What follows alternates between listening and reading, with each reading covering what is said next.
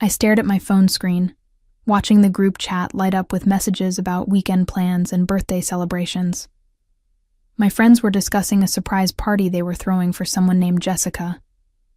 I smiled, genuinely happy for her, even though my own birthday had come and gone 3 days ago without a single text from my family. 27 years old, and I still felt that familiar ache every October when my birthday rolled around. Every single year, my parents and my older sister Veronica found reasons to be unavailable. Work conferences, important deadlines, last-minute emergencies that somehow always coincided with October 15th. When I was 12, they missed my birthday because Veronica had a dance recital.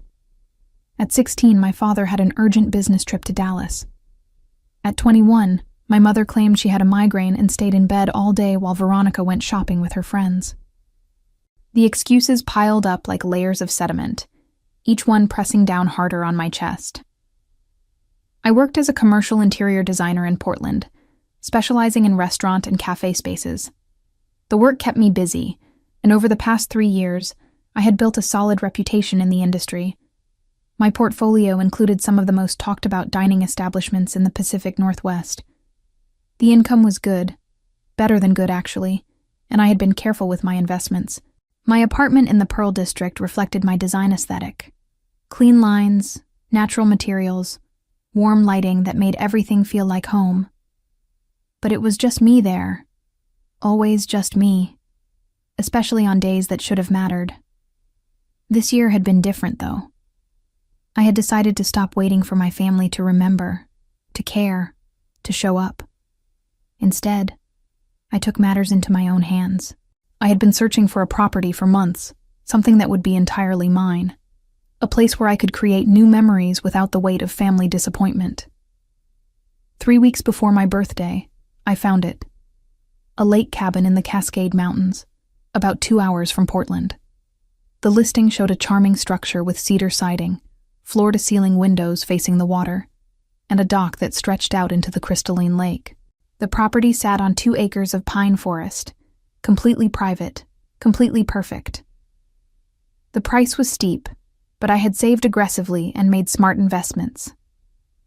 The previous owners were retiring and moving to Arizona. They wanted a quick sale, and I wanted a sanctuary. We closed the deal in record time. I spent my actual birthday, October 15th, driving up to the cabin with my closest friends. Brooke, who worked as a physical therapist, Daniel, a graphic designer with an infectious laugh, and Kiara, a pastry chef who had promised to bring enough desserts to feed an army. The day had been magical. We arrived around noon, and the autumn sun painted everything in shades of gold and amber. Brooke brought champagne. Daniel set up a speaker system and filled the cabin with music.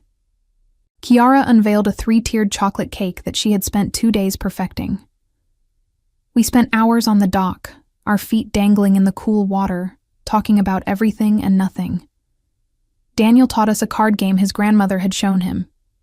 Kiara told stories about her disaster dates from the past month. Brooke demonstrated yoga poses that sent us all tumbling into laughter. As the sun set, we built a fire in the stone fireplace inside the cabin. The warmth spread through the space, and I felt something I had not experienced on my birthday in years. Contentment. Pure, uncomplicated happiness. Later that evening, as we roasted marshmallows and watched the stars multiply across the dark sky, Brooke raised her champagne glass. "To Addison," she said, her voice warm with affection. "The most talented designer I know, the best friend anyone could ask for, and now a lakefront property owner. Happy birthday." We clinked glasses, and I felt tears prick my eyes. These people, who had no obligation to me beyond friendship, had shown up. They had driven 2 hours, brought gifts and food, and given me their time and attention. They had made me feel valued. The next day, after everyone left, I stayed at the cabin alone. I walked the perimeter of the property, planned where I would plant wildflowers in the spring, and imagined future weekends filled with peace and possibility. Before I drove back to Portland that Sunday evening, I took several photos. The cabin bathed in morning light, the view from the dock. the cozy interior with its exposed beams and stone fireplace. I posted them to Instagram with a simple caption, "Best birthday party ever." I did not expect what happened next. Monday morning arrived with the usual rhythm of work emails and project deadlines. I was in my home office reviewing renderings for a new farm-to-table restaurant in Southeast Portland when my phone started buzzing incessantly. The first message was from my mother. "Addison, we need to talk. Call me immediately." Then my father. "What is this property I am seeing on your Instagram? We need to discuss this as a family." Then Veronica, my sister. "Are you kidding me right now? You bought a cabin without telling us?" I stared at the messages, confusion giving way to irritation. They had not wished me happy birthday. They had not called or texted on October 15th. But now, 3 days later, they were blowing up my phone because I had posted photos of my cabin. I ignored the messages and tried to focus on work. My client wanted to incorporate more natural elements into the restaurant design, and I was sketching ideas for a living wall installation when my doorbell rang. Through the peephole, I saw all 3 of them standing on my doorstep. My mother, Patricia, wore her typical designer outfit, her highlighted hair perfectly styled. My father, Gerald, stood with his arms crossed, his expression stern. Veronica leaned against the doorframe, scrolling through her phone with an air of practiced boredom. I considered not answering. I considered pretending I was not home. But curiosity won out. I opened the door. "What are you doing here?" I asked, not moving to let them in. "We need to talk about this cabin," my father said, his voice carrying that authoritative tone he used in business negotiations. He owned a successful import-export company, and he spoke to everyone like they were subordinates. "What about it?" I kept my hand on the door, ready to close it if necessary. "Let us in, Addison," my mother said. "This is not a conversation for the hallway." Against my better judgment, I stepped aside. They filed into my apartment, and I noticed how they looked around with barely concealed judgment. My mother straightened a throw pillow. Veronica wrinkled her nose at my collection of vintage travel posters. My father went straight to my living room and sat down like he owned the place. "When were you planning to tell us about this purchase?" he began. "I was not planning to tell you at all," I said flatly. "It is my property. I bought it with my own money. It has nothing to do with any of you." Veronica looked up from her phone. "Actually, it has everything to do with us. That cabin should be family property." I laughed, the sound sharp and bitter. "Family property? That is rich coming from people who have not bothered to acknowledge my existence for the past year." "Do not be dramatic," my mother said, settling onto my couch. "We have been busy. You know how hectic things get. Too busy to send a text on my birthday?" I crossed my arms. "I posted those photos 4 days after my birthday. Not one of you remembered." "Your birthday?" My father waved a dismissive hand. "You are 27 years old, Addison. Birthdays are for children." The casual cruelty of that statement hit me like a physical blow. I had heard variations of it my entire life, but it never stopped hurting. "Why are you really here?" I asked, my voice cold. My father leaned forward, his elbows on his knees. "That cabin represents a significant asset. Property in the Cascades is valuable, especially lakefront property.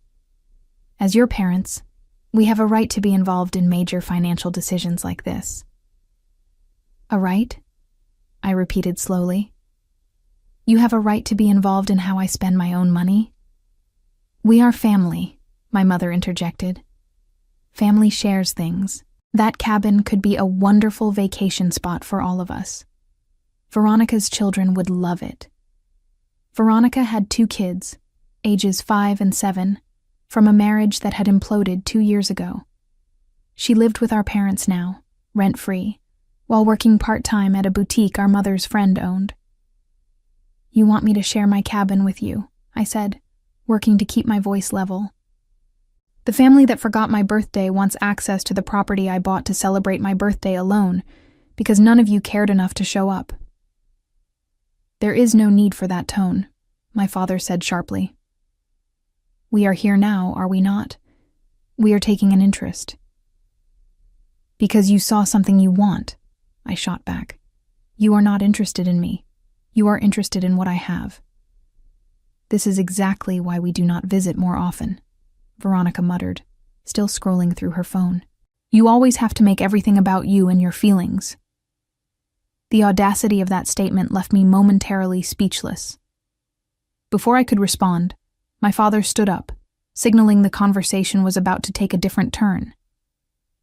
"Here is the situation, Addison," he said, his voice taking on a formal quality that made my stomach drop. "Your mother and I have been discussing this, and we believe that 50% of that property should be transferred to the family." I stared at him. "Excuse me?" 50% ownership," my mother confirmed, as if she were discussing dinner plans. "It is only fair. We are your family. We have supported you your entire life." "Supported me?" My voice rose despite my efforts to stay calm. "You paid for college, yes, and I have thanked you for that repeatedly. But I have been financially independent for 6 years. I paid for this cabin entirely with my own money. You have no legal claim to any of it." "Legal claim," my father scoffed. "This is not about legality, Addison. This is about family obligation. We raised you, fed you, clothed you. The least you can do is share your good fortune with us." My good fortune? I felt heat rising in my chest. I worked 80-hour weeks for 3 years to build my business. I saved every penny I could. I made sacrifices. This cabin is not luck. It is the result of my labor. "And who do you think gave you the foundation to be able to work those hours?" my mother asked. "We paid for your education. We gave you a stable home. Everything you have because of us." Veronica finally looked up from her phone. "Just give them the paperwork, Addison. It is not that complicated. We all get to use the cabin and everyone is happy." "No," I said firmly. "Absolutely not." The word hung in the air like smoke. My father's expression hardened into something cold and calculated. My mother's lips pressed into a thin line. Even Veronica seemed surprised, as if she had genuinely expected me to roll over and comply. "No," my father repeated, his voice dangerously quiet. "No," I said again, stronger this time. "This is my property. I am not transferring any percentage of ownership to anyone. You need to leave now." "You are making a mistake," my mother said, standing up. "Family should come first, Addison. We have always been there for you, and this is how you repay us?" "Always been there?" I felt something break inside me, some final thread of restraint snapping. "You have never been there. Not for my high school graduation, when you took Veronica to a spa weekend instead. Not for my college showcase, when I spent months preparing my portfolio, and you did not even show up to the presentation. Not for my birthday, any birthday, in the last decade. You are here now because you want something from me, not because you care about me." "That is a horrible thing to say," Veronica chimed in, finally pocketing her phone. "Mom and Dad have done everything for us. Just because you are bitter and ungrateful does not mean you get to rewrite history." "I am not rewriting anything," I said. "I am finally seeing it clearly. You have used me as the convenient child, the one who does not need attention or validation, so you can focus all your energy on Veronica. And I let it happen. I kept hoping that if I was successful enough, accomplished enough, you would finally see me. But you do not see me. You see what I can give you." My father moved toward the door, his jaw set. "You have 48 hours to reconsider this decision. If you choose not to share this property with your family, there will be consequences." "Consequences?" I followed him to the door. "What are you going to do? Stop ignoring me even more than you already do." "We could make things difficult for you professionally," he said, turning back to face me. have connections in this city. I know people who work with designers. It would be unfortunate if your reputation suffered because of your selfishness." The threat was clear, and it sent a chill down my spine. But underneath the fear, I felt something else rising. Anger, pure and clarifying. "Get out," I said quietly. "Get out of my apartment right now."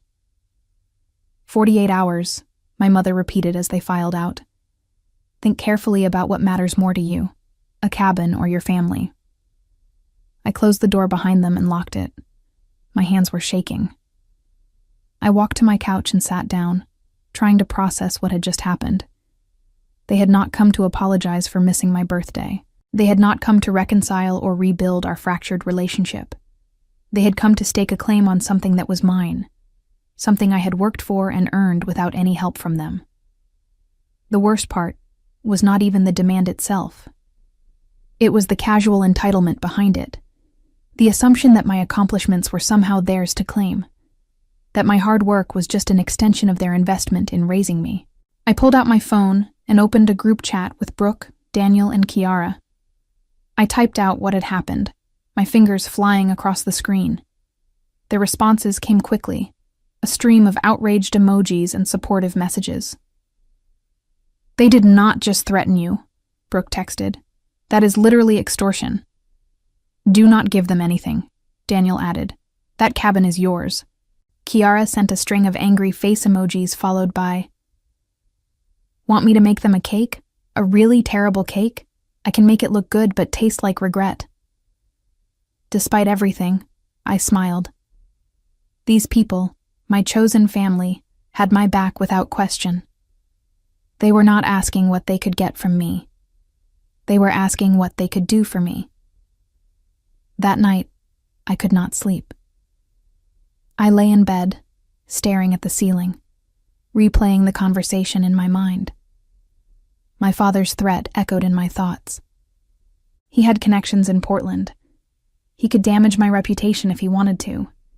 Several of my biggest clients had come through referrals from people in his business network. I thought about my cabin, my sanctuary, the place where I had finally felt peace on my birthday. The idea of sharing it with my family, of having them invade that space with their demands and disappointments, made my stomach turn. But the alternative was potentially watching my career crumble because my father decided to punish me for setting boundaries. By Tuesday morning, I had made a decision. I was not going to give them anything. Not 50%, not 10%, not even a key to the front door. If they wanted to destroy my professional reputation, they could try. But I was not going to let them take something I had earned. I called my lawyer, a sharp woman named Francine, who had helped me set up my LLC 3 years ago. I explained the situation, and she listened without interrupting. "They have no legal standing," she confirmed. "The property is in your name, purchased with your funds. They cannot force you to transfer ownership.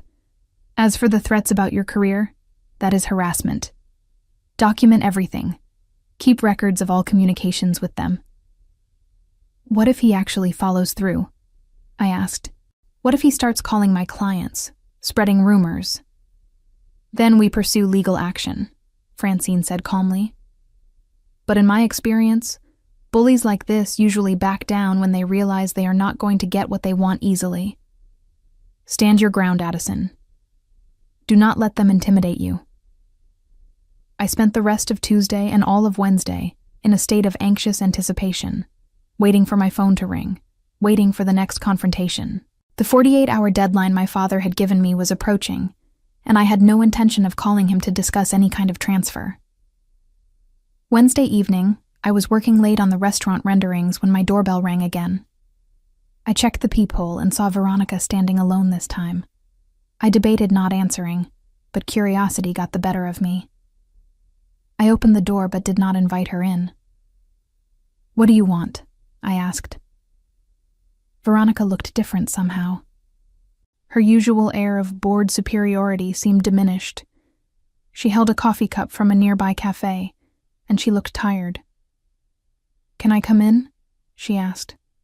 "Just for a minute. I promise I'm not here to fight." Against my better judgment, I stepped aside.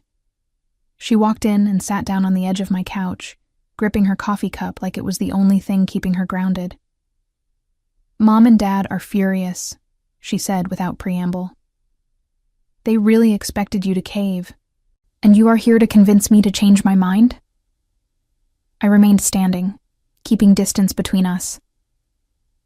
"Actually, no," Veronica said, looking down at her cup. "I am here to tell you something I probably should have said years ago." She paused, seeming to gather her courage. "I am sorry." I waited, not trusting this sudden shift.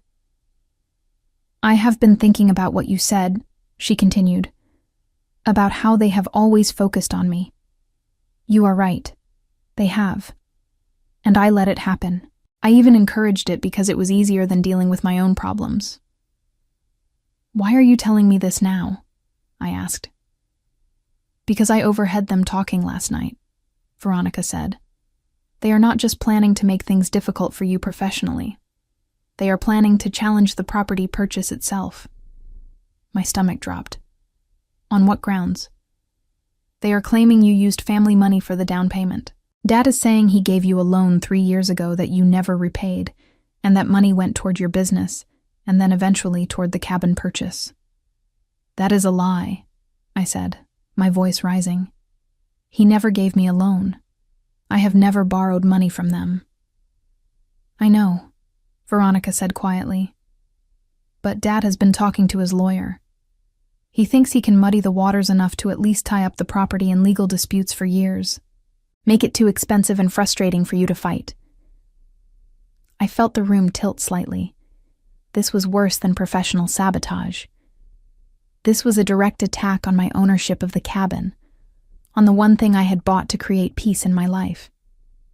"Why are you warning me?" I asked. Veronica looked up, and I saw something genuine in her expression for the first time in years. "Because I am tired of being their puppet, and because what they are doing is wrong. I have 2 kids now, and I keep thinking about what kind of example I am setting for them. If they grow up watching me go along with this kind of manipulation, what am I teaching them?" She stood up, setting her coffee cup on my side table. "I do not expect you to forgive me for all the years I sided with them against you. But I wanted you to know what they are planning so you can protect yourself." After she left, I immediately called Francine and explained the new development. She sighed heavily. "This is a common intimidation tactic," she said. "Create a false paper trail, make bogus claims, hope the other party gives up rather than fighting. The good news is that without actual documentation of this supposed loan, they have no case. The bad news is that they can still file the claim and force you to defend yourself, which costs time and money." "What do I do?" I asked. "We get ahead of it," Francine said. "I want you to gather every financial record you have, bank statements, investment accounts, tax returns, everything that shows your income and savings for the past 6 years. We are going to build an ironclad case showing exactly where every dollar came from for that cabin purchase." I spent Thursday and Friday compiling documents. I printed bank statements showing my steady savings deposits. I pulled tax returns demonstrating my growing income as my business expanded. I gathered investment statements showing dividends and returns that had contributed to my down payment fund. As I worked, I found myself getting angrier, not just at my parents for their manipulative tactics, but at myself for being surprised. This was who they had always been. I had just been too desperate for their approval to see it clearly. Friday evening, Brooke called me. "Daniel and I are coming over. Kiara is bringing food. You need a break from all this legal stuff." When they arrived, Kiara had bags filled with Vietnamese takeout from her favorite restaurant. Daniel brought a bottle of wine. Brooke carried a stack of comedies on DVD. "We are not talking about your nightmare family tonight," Brooke announced.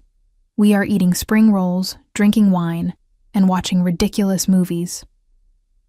For a few hours, I let myself forget about property disputes and legal threats. We laughed until our stomachs hurt watching terrible action movies.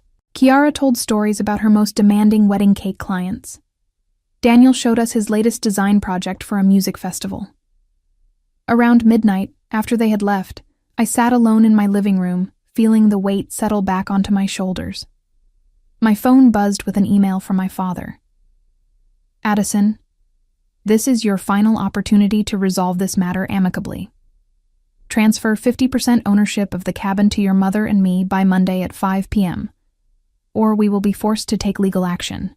This is not the outcome any of us want, but you are leaving us no choice. Your refusal to compromise shows a fundamental lack of family values. We are disappointed in you. Dad. I read the email 3 times, feeling my hands clench into fists. The manipulation was so obvious, so transparent. The deadline, the guilt trip, the implication that I was the problem, not them. I forwarded the email to Francine with a simple message. They are escalating. Her response came back within minutes. Good. Let them. Every communication like this strengthens our case if they do file suit. Keep forwarding everything they send. Saturday morning, I drove up to the cabin alone. I needed to be there, to remember why I was fighting this battle. The drive through the mountains calmed me, and when I arrived and saw the lake sparkling in the autumn sunlight, I felt my resolve harden. This place was mine. I had earned it, and I was not going to let anyone take it from me. I spent the day walking the property, taking photographs of every corner, documenting everything. I measured the dock. I noted the condition of the cedar siding. I made lists of improvements I wanted to make in the spring. As I worked, my phone rang. Unknown number. I almost did not answer, but something made me pick up. Addison, this is Trevor Hoffman. I work with your father at the Import-Export Company. I recognized the name. Trevor was my father's business partner, the co-owner of the company. How did you get my number? I asked cautiously. Your father gave it to me, Trevor said. Listen, I know this is unusual, but I need to talk to you about something important. Can we meet? Somewhere neutral? Why would I meet with my father's business partner? I asked. Because what he is doing to you is wrong, Trevor said bluntly, and because I have information you need to hear. Please, just give me 30 minutes. Something in his tone made me agree. We arranged to meet at a coffee shop halfway between the cabin and Portland the next morning. I drove back to the city Saturday evening, my mind spinning with questions. Why would my father's business partner want to talk to me? What information could he possibly have? Sunday morning, I arrived at the coffee shop 15 minutes early. I ordered a latte and sat near the window, watching cars pass by on the highway. Trevor arrived exactly on time. He was in his mid-50s, with graying hair and the kind of tired eyes that suggested he had not been sleeping well. He ordered black coffee and sat down across from me.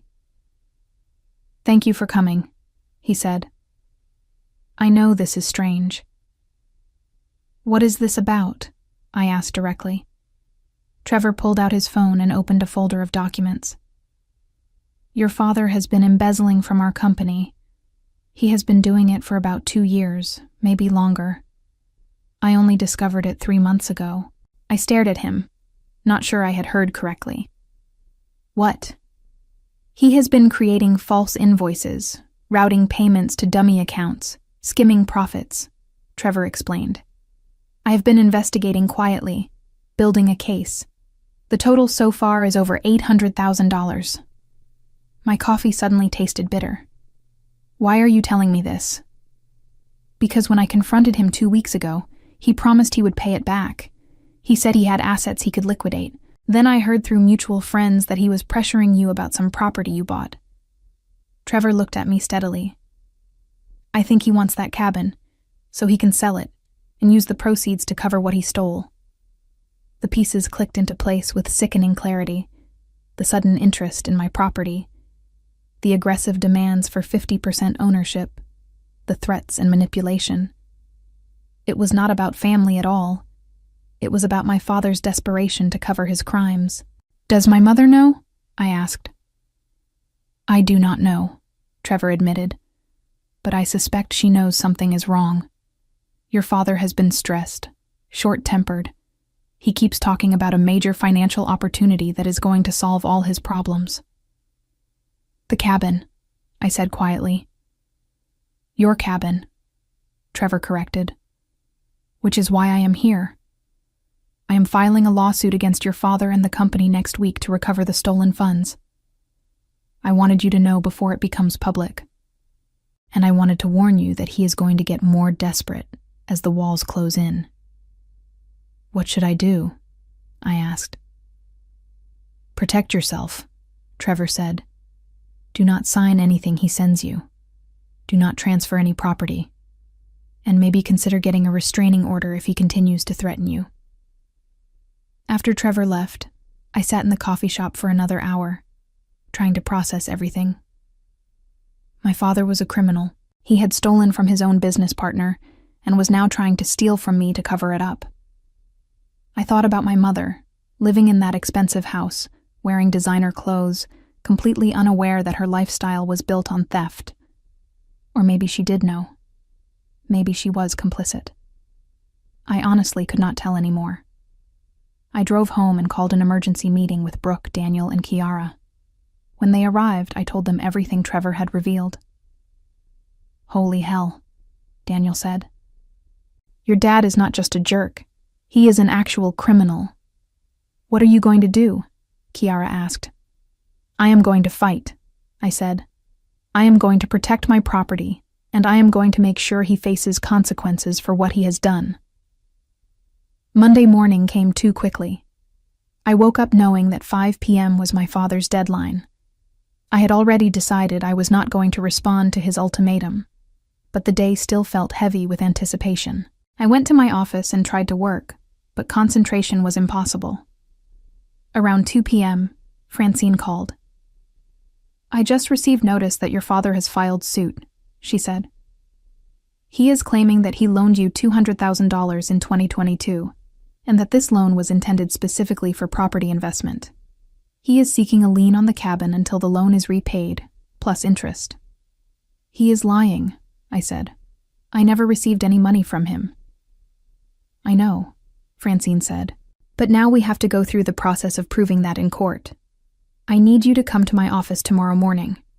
We are going to prepare a comprehensive response." At 5:01 p.m., my phone rang. My father. I let it go to voicemail. He called 3 more times. Then my mother called, then Veronica. I ignored them all. Finally, my father left a voicemail. I listened to it on speaker while Brooke sat beside me for support. "Addison, you have made a serious mistake. I gave you every opportunity to handle this reasonably. Now we will let the courts decide who deserves that property. And while we are in litigation, good luck keeping your clients. I have already started making calls. You will find that Portland is a very small community when you have burned bridges with the wrong people. Call me if you come to your senses." The threat was clear and undeniable. I saved the voicemail and forwarded it to Francine. That night, I lay awake thinking about everything that had happened. 10 days ago, I had been celebrating my birthday at a beautiful cabin with friends who loved me. Now I was facing a frivolous lawsuit, professional sabotage, and the realization that my father was a thief, willing to destroy his own daughter to save himself. But underneath the anxiety and anger, I felt something else growing. Determination. My father thought he could intimidate me into submission. He thought I would fold under pressure like I always had before. He was wrong. Tuesday morning, I met with Francine and we began building our defense. We organized every financial document I had gathered, creating a clear trail showing exactly how I had saved for and purchased the cabin. We drafted a motion to dismiss the lawsuit as frivolous. We prepared a countersuit for harassment and attempted extortion. While we worked, my phone buzzed with a text from an unknown number. "This is Trevor. Check your email." sending you copies of the evidence I have against your father. You might need it." I opened my laptop and found an email from Trevor with dozens of attachments. Bank records showing transfers to accounts in my father's name, invoices for shipments that never existed, emails discussing payments that had no corresponding business justification. "This is incredible," Francine said, scanning through the documents. "This completely undermines your father's credibility. If he is stealing from his business partner, a judge is going to seriously question his claims about loaning you money." "Can we use this in our case?" I asked. "Absolutely," Francine said. "This goes directly to his character and his motivation for filing this suit. He is not a concerned parent trying to recover a legitimate loan. He is a desperate criminal trying to liquidate assets to cover his tracks." Over the next few days, I watched my father's threats begin to materialize. 2 of my restaurant clients called to pause our projects pending some concerns they had heard about my reliability. Another client asked for a meeting to discuss whether I was financially stable enough to complete their project. The Whisper campaign was working. My father was systematically contacting people in his network, planting seeds of doubt about my professionalism and stability. But I had my own network. I called every client directly and explained that I was dealing with a family legal matter that some people were using to spread false information about my business. I offered references from past projects. I showed them my portfolio and financial records proving my business was solid. Most of them understood. A few remained skeptical. One client dropped me entirely, saying they could not afford any risk of delays. It hurt, but it also made me angrier. My father was not just attacking me personally. He was attacking my livelihood, my professional reputation, everything I had built independently of him. Thursday afternoon, I received an email from Veronica. I told Mom about what Dad did at his company. She did not believe me at first, but then she started looking through their financial records. She found things that scared her. She is seeing a lawyer tomorrow about protecting herself. I thought you should know. I felt a strange satisfaction reading that message. My mother had enabled my father's behavior for years, had chosen him over me repeatedly. Now she was discovering that loyalty to someone like him came with a price. Friday morning, Francine called with news. "The judge assigned to your case has experience with fraudulent lien claims. I talked to his clerk, and he is not pleased with the lack of documentation supporting your father's loan claim.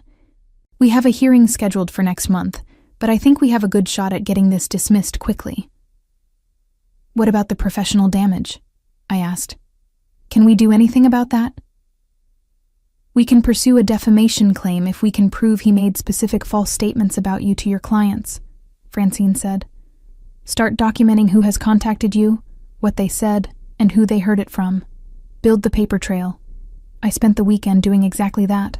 I reached out to every client who had expressed concerns and asked them directly what they had heard, and from whom. Several were willing to talk. They had received phone calls from my father, or people connected to him, suggesting I was facing bankruptcy, that I had creditors pursuing me, that my business was failing. All lies, all designed to destroy what I had built. By Monday, I had statements from 4 different clients detailing the false information they had been told. Francine was thrilled. "This is textbook defamation," she said. "He made false statements. He knew they were false, and he made them with the intent to harm your business. We are adding this to our countersuit." That evening, I met Brooke, Daniel, and Kiara at a Korean barbecue restaurant. We had not gotten together since the legal battle started, and I needed to see friendly faces. "How are you holding up?" Brooke asked after we had ordered. "I am exhausted," I admitted. "But I am also angrier than I have ever been in my life, and that anger is keeping me going." "Good," Daniel said. "You should be angry. What they are doing is vile." Kiara reached across the table and squeezed my hand. "You are going to win this. You have the truth on your side." "I keep thinking about all the years I spent trying to please them," I said. "All the birthdays I spent hoping they would remember. All the accomplishments I achieved thinking maybe this time they would care. I wasted so much time." You did not waste anything, Brooke said firmly. You built an incredible career. You made real friends. You bought a cabin on a lake. Those things are not nothing. They are everything, Daniel added. And your parents do not get to take credit for any of it.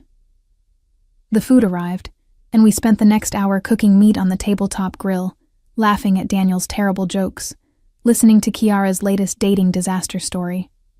For a little while, I forgot about lawsuits and family betrayal. Walking back to my apartment that night, I felt something shift inside me. I had spent 27 years seeking approval from people who were never going to give it.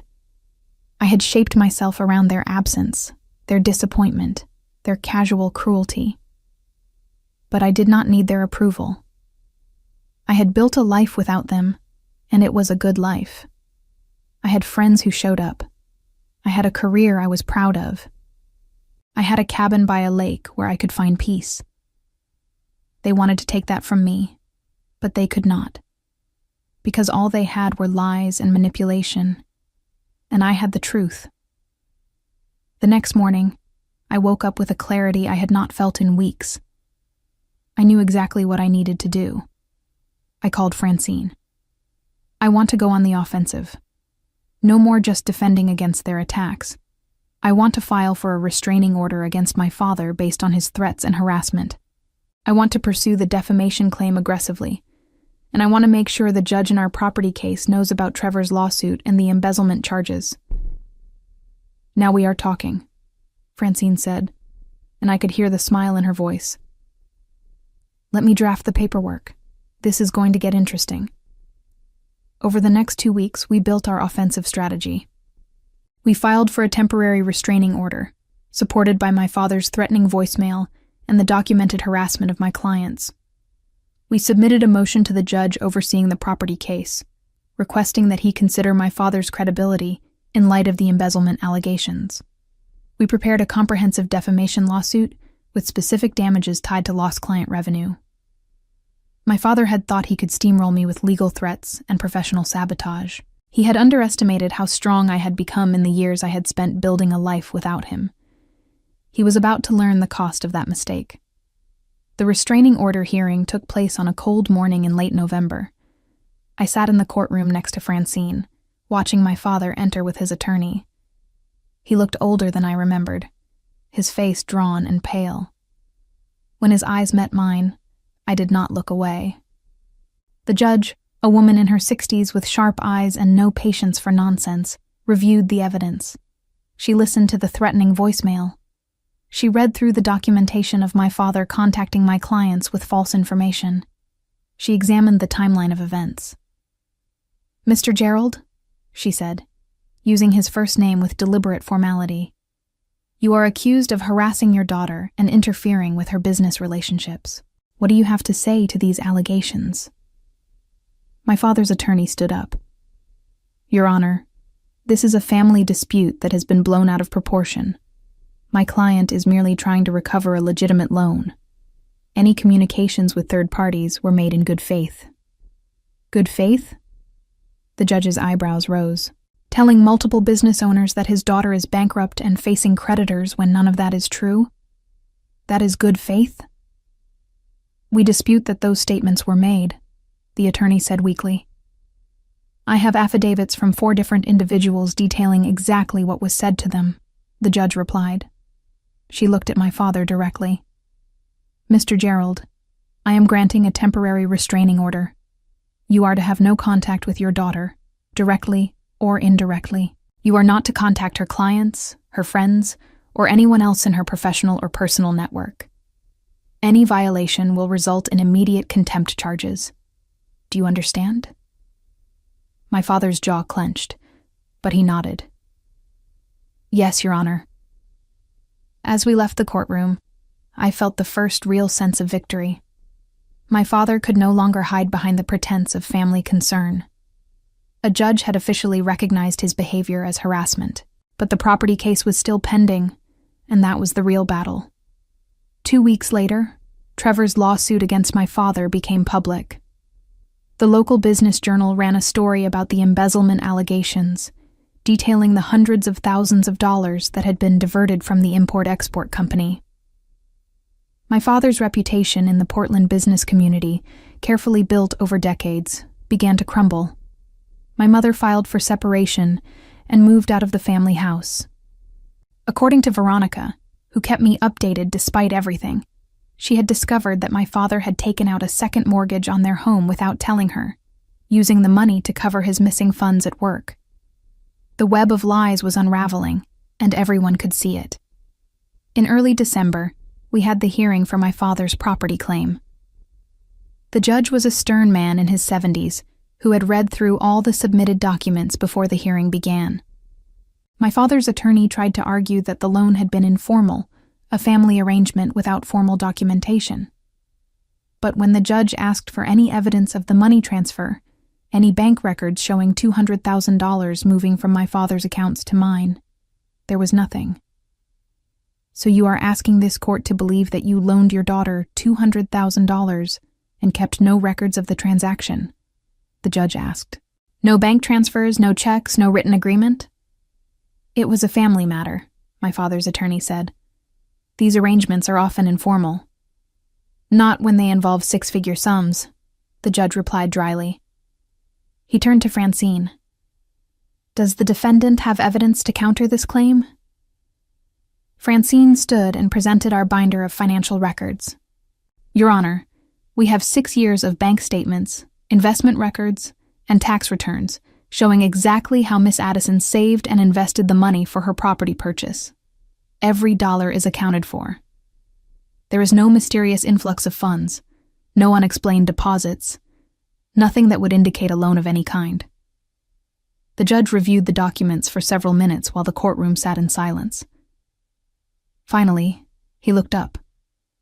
This is one of the more frivolous claims I have seen in recent memory, he said. The plaintiff has provided no evidence of a loan. The defendant has provided extensive evidence of independent savings and investment. Additionally, I note that the plaintiff is currently facing serious allegations of embezzlement from his own business. This court finds that the claim of a loan is without merit and appears to be an attempt to seize assets to cover financial difficulties resulting from the plaintiff's own alleged misconduct. He struck his gavel. The case is dismissed with prejudice. Furthermore, I am ordering the plaintiff to pay the defendant's legal fees. This case never should have been filed. My father's face went red, then white. His attorney tried to say something, but the judge was already moving on to the next case. Outside the courtroom, Francine hugged me. That is as decisive a victory as you can get. The property is yours, free and clear, and he has to pay your legal bills. I should have felt triumphant. Instead, I just felt tired. What about the defamation case? We proceed with that separately, Francine said. But after today, I think his attorney is going to recommend he settle rather than face another public beating in court. Christmas came and went without any contact from my family. I spent the holiday at the cabin with Brooke, Daniel, and Kiara. We cooked a massive dinner, played board games by the fire, and went on long walks through the snow-covered forest. On Christmas Eve, Daniel proposed a toast. To Addison, who stood up to bullies and won. I have not won yet, I said. The defamation case is still pending. You have already won the important part, Brooke said. You protected what was yours. You did not let them intimidate you into giving up. She was right. Whether or not the defamation case succeeded, I had already achieved what mattered most. My cabin was mine. My business was recovering, and I had proven to myself that I was strong enough to fight back. In January, my father's attorney contacted Francine about settling the defamation case. They offered $50,000 to make it go away quietly. What do you think? Francine asked me. I thought about it for a long time. $50,000 would cover all my legal expenses and then some. It would let me close this chapter and move forward. But it also felt like letting him off easy. What would happen if we went to trial? I asked. We would probably win, Francine said. The evidence is strong, But it would take months, maybe a year. And trials are expensive and emotionally draining. Counter with 75,000, I said, and I want a written apology that I can share with every client he contacted. Francine smiled. Now you are thinking like someone who knows her worth. They agreed to 70,000 and the written apology. The letter my father's attorney drafted was clinical and impersonal, but it acknowledged that false statements had been made about my business and apologized for any damage to my professional reputation. I sent copies to every client he had contacted. Most responded with supportive messages. 2 clients who had dropped me reached out about working together again. My business not only recovered but grew stronger. The story of how I had fought back against family manipulation spread through Portland's design community. Other designers who had faced similar situations reached out, sharing their own stories.